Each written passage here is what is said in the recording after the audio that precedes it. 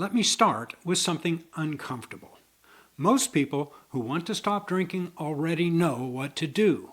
They just don't know how to do it in real life.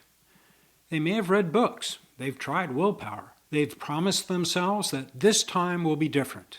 And yet, here they are again. I'm Dr. Crowe. I practiced emergency medicine for 40 years. And for a big chunk of that time, I watched alcohol quietly dismantle lives.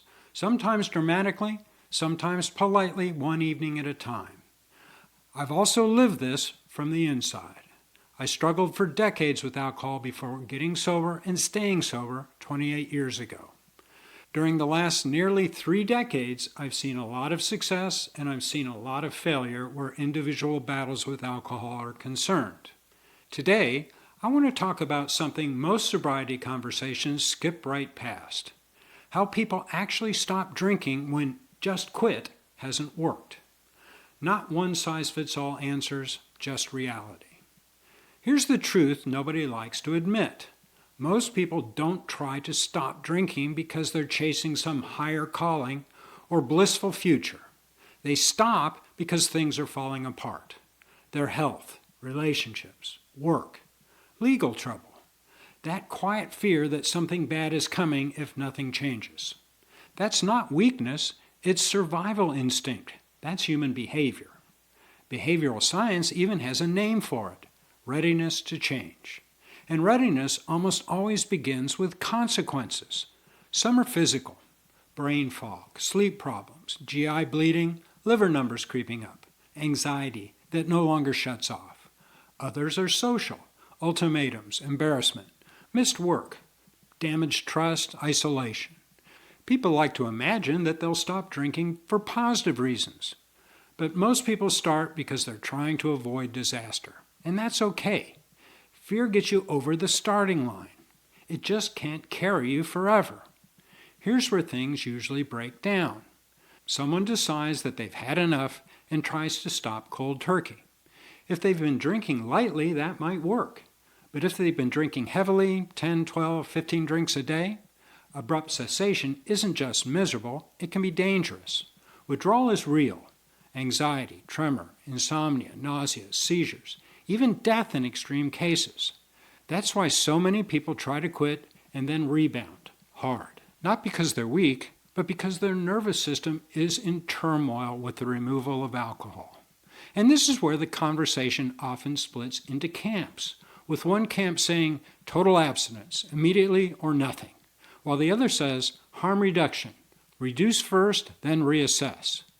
Both approaches help some people, neither helps everybody. The mistake is pretending there's only one door out of a burning building. Harm reduction makes some folks feel uncomfortable. It sounds like permission. It sounds like compromise.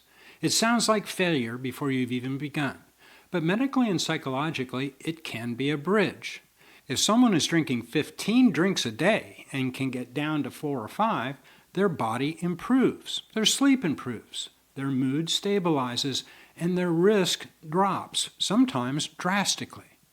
Is this the final destination? For some people, yes.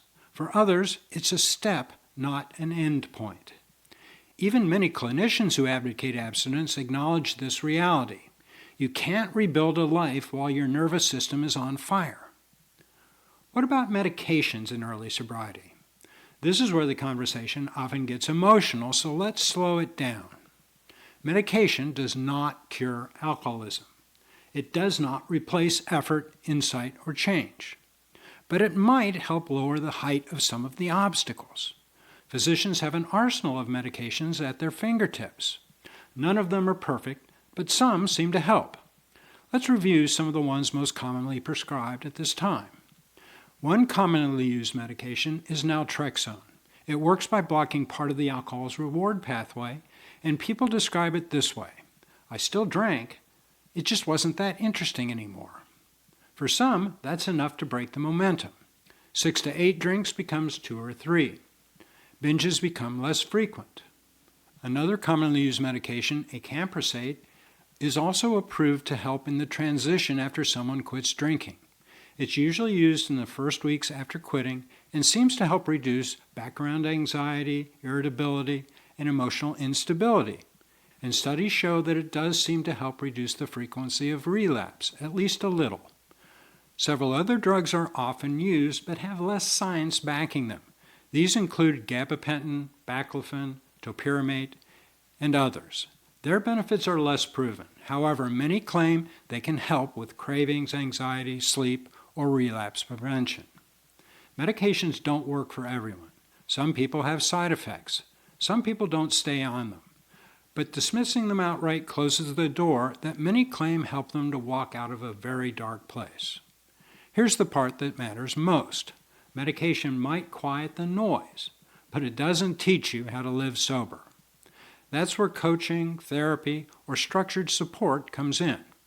Interestingly, research suggests that coaching often outperforms traditional therapy in early behavior change. Why? Because coaching focuses on patterns, triggers, routines, and decisions, not just insight. It answers practical questions like, what do you do at 6 p.m. when the urge hits? Who exactly are you still spending time with?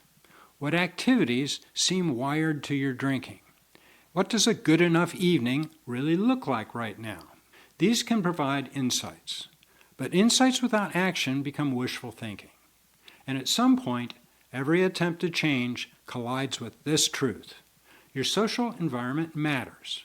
Friends who only exist in drinking contexts often resist your change, not maliciously, but instinctively.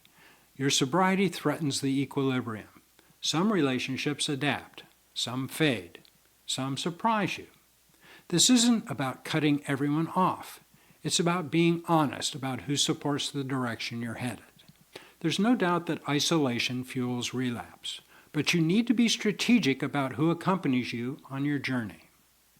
Eventually, the work shifts. You stop asking, how do I stop drinking, and start asking, what kind of life doesn't require anesthesia?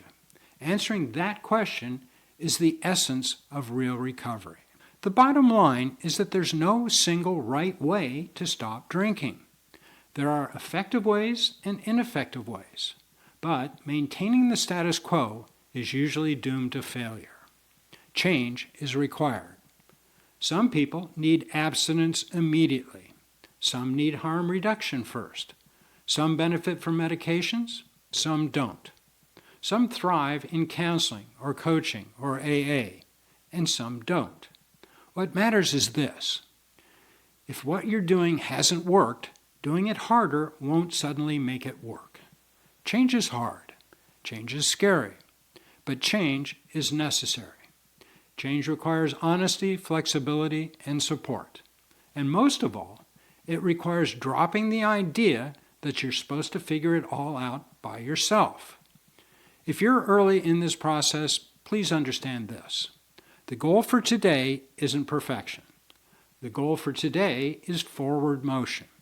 And forward motion is possible, even if your past is littered with failed attempts. I've seen it from both sides of the bedrail, and I promise you this.